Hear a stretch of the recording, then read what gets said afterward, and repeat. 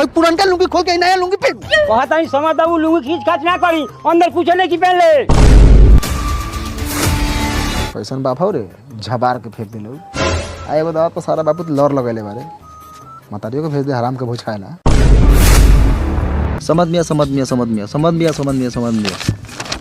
अब आ ई तो साला से चला के लगा के पानवा फाड़ के फेंक देले बा। कहां मसाला फकरू दिनवा बुला ओकरा के।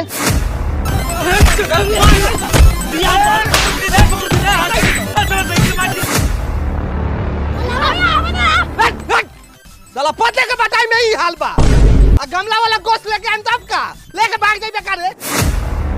तैका बर्दाश्त कर, अपना में तो ऊंच नीच होबे करेला। बरात तो चल ही के हो, वहाँ एक नंबर व्यवस्था करैले बानी, प्योर खसी के गोश्त अब पुलाव।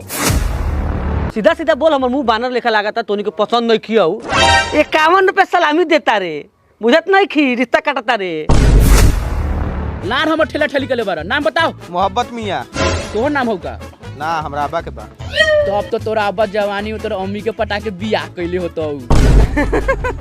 तोर अम्मियो हमरा अब्बा से थोड़ी बचल होतो।